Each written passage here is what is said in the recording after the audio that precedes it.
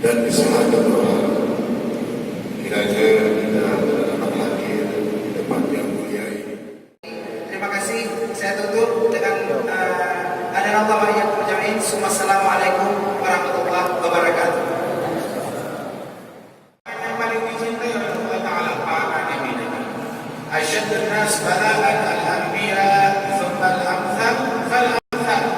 Orang yang paling dahsyat ujiannya adalah para nabi-nabi, kemudian para manusia yang mendekati derajatnya para nabi-nabi, yakni para pewarisnya Rasulullah sallallahu alaihi wasallam.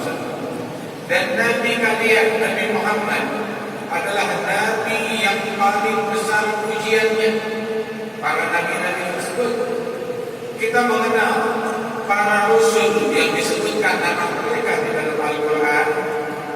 Ada 25 nabi dan rasul yang disebutkan. Adapun nabi jumlah mereka jauh lebih banyak, rasul jumlah mereka sangatlah banyak.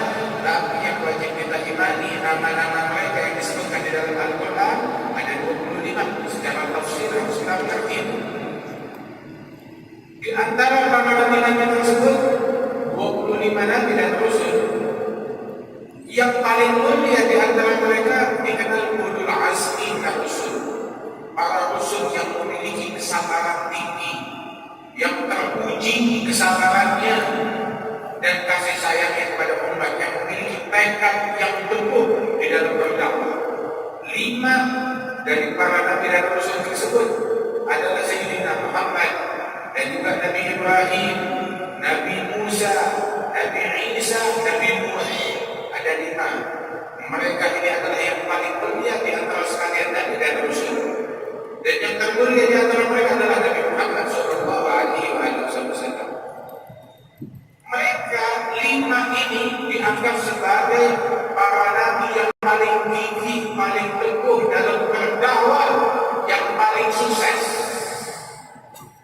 iman ini yang paling sukses di dalam meraih ridhonya Allah Subhanahu wa taala.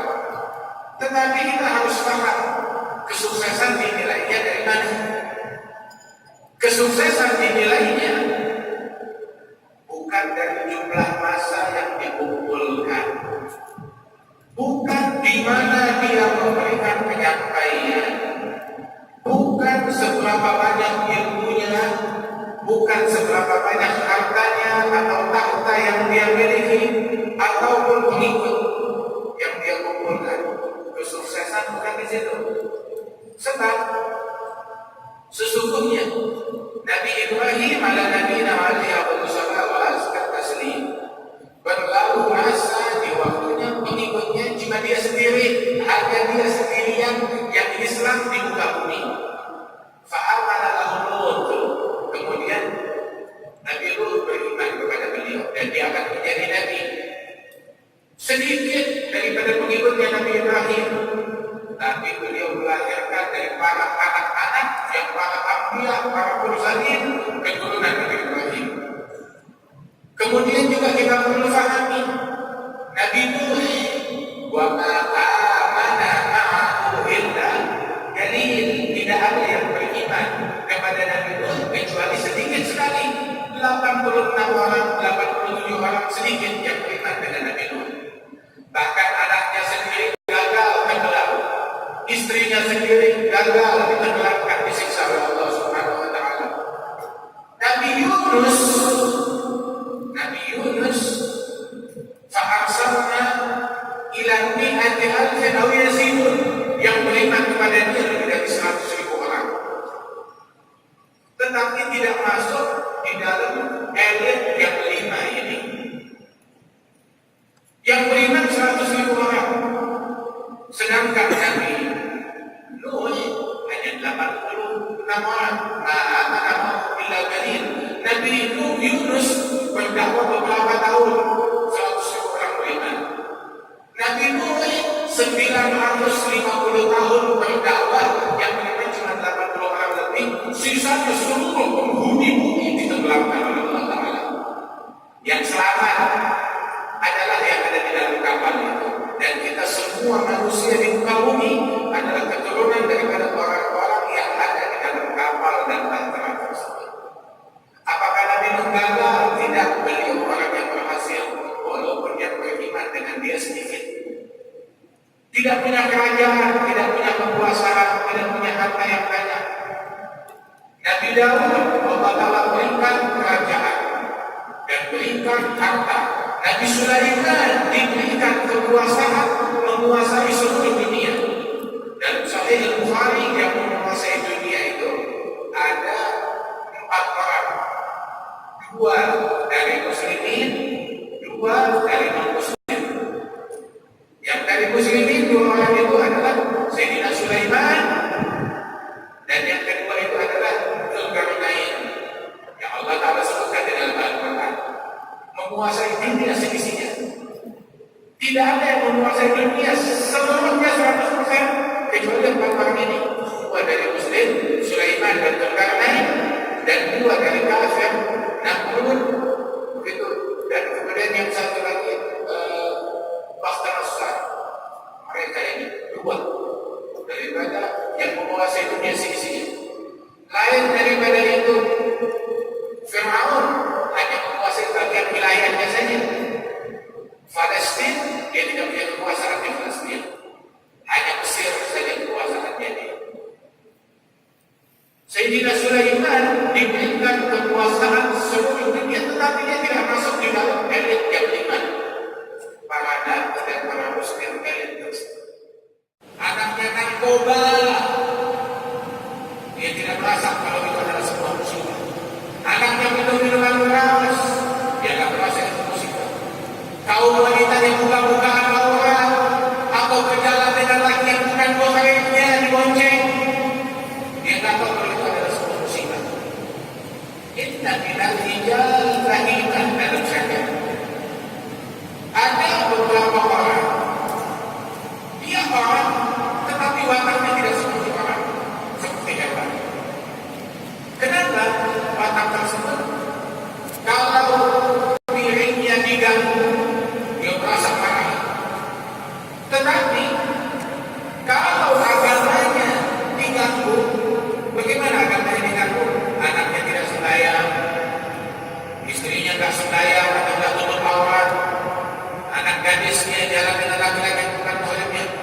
saja tidak merasakan bahwa itu adalah musibah.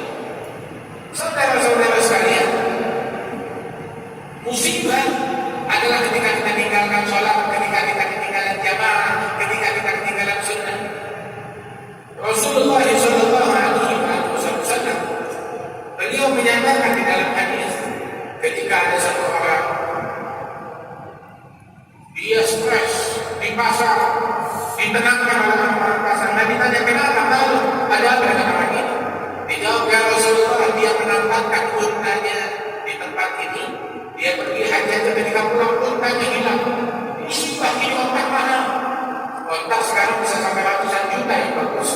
Dia punya unta bagus, dia tambahkan hilang. Maka Rasulullah, oh, dia rupanya stres gara-gara kehilangan unta. Saya kira dia stres gara-gara tertinggal tanggung jawab bersama imam di masjid. Itu orang yang lagi stres lebih baik daripada unta dan unta seisi dunia. Kata Rasulullah Shallallahu Alaihi Wasallam. Wahai saudara-saudara sekalian, musibah ketika seseorang maksiat kepada Allah Subhanahu Wa Taala. Musibah ketika mata melihat yang haram di media sosial, di internet, menonton video porno. Ini musibah. Musibah ketika seseorang memutuskan silaturahmi. Musibah ketika seseorang durhaka kepada ibu bapaknya. Musibah ketika kita dengki kepada muslim lain. Dan kesabaran dan pahala yang besar kepada keluarga yang ditinggalkan, serta kita semua dapat mengambil pelajaran dan hikmah daripada kejadian-kejadian tersebut. Ketahuilah bahwasanya musibah yang besar ketika kita berdusta, ketika kita berghibah, ketika kita mencaci, dan ketika kita meninggalkan sunnah Rasulullah SAW. Bahkan kalau kita taat kepada Allah, musibah tidak akan datang. Di dalam hadis Rasulullah SAW beliau menyatakan, Innal bala la yatakhaffas sadaqah, badiru bis sadaqah, fa innal bala la yatakhaffas sadaqah. Bersegeralah di dalam sedekah di pagi-pagi hari. Mau sedekah pagi hari, sedekah tiap hari di pagi hari sedekah. Lebih pagi lebih baik. Sebab bala yang akan datang itu tidak mampu melewati melangkahi sedekah. Artinya tiap hari mungkin ada saja bala yang ditulis, musibah yang Allah Ta'ala tulis kepada seseorang.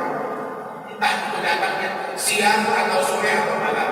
Tetapi manakala pagi hari kita sudah bersedekah, maka bala yang datang di hari tersebut, dia rupanya sudah dihadap oleh sedekah, belum sedekah pagi. Bala itu mencari musibah itu mencari hari lain untuk turun. Kalau Sayyidina Umar bin Khattab radhiyallahu anhu pernah di masa beliau, di masa beliau sebagai Amirul Mukminin Khalifah, terjadi gempa bumi hebat di Madinah. Orang-orang ketakutan. Begitu mulai gempa, Sayyidina Umar merasa ini gempa, maka Sayyidina Umar beliau punya tongkat yang seperti rotan. Dia pukulkan rotan dan tongkatnya itu ke bumi dan berkata, Ihdami ala ma'adil, diamlah wahai bumi, jangan gempa. Kamu berani gempa, apakah saya tidak adil di dalam pemimpin di atas bumi ini? Itu bumi dipukul oleh Sayyidina Umar, langsung diam. Tidak jadi gempa. Selesai sudah, selesai problem. Selesai problem. Gempa bumi juga dihentikan dengan satu hubungan. Sayyidina Umar bin Khattab radhiyallahu anhu orang yang hadir. Yang malam hari dia tidak bisa tidur, siang hari tidak bisa tidur. Bila saya malam tidur di malam hari, saya menelantarkan tugas saya kepada Allah. Tahajud dan bangun malam. Kalau saya tidur di siang hari, saya menelantarkan tugas saya kepada rakyat dan masyarakat. Sayyidina Umar bin Khattab radhiyallahu anhu. Ada Sayyidina Umar, orang yang rambut, orang yang bulu. Sekali terjadi kebakaran hebat, muncul api dari bukit-bukit di kota Madinah. Mungkin dari gas. Itu sebab Madinah itu dikelilingi oleh gunung berapi dari sejak ribuan tahun yang lalu. Sehingga bebatuan Madinah itu ada yang namanya Harrah.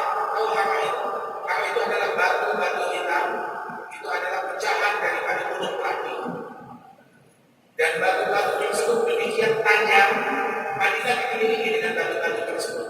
Sehingga akses jalan ke kota Madinah hanya ada dari satu atau dua akses tertentu. Yang lainnya itu dikelilingi oleh haram daripada gunung berapi. Alhasil terjadi api kebakaran, api yang muncul dari tepi gunung keluar dari sana, dan api itu membesar mendekat ke arah kota Madinah. Maka Sayyidina Umar bin Khattab perintahkan salah seorang sahabat, saya tidak mau tahu itu api tidak boleh datang ke Madinah. Sudah dekat api tersebut dari kota, itu sahabat itu diambil tongkatnya, diambil itu api, dia kejar itu api, dia pukul dengan manusia. Itu api begitu didekat oleh sahabat malah mundur, kembali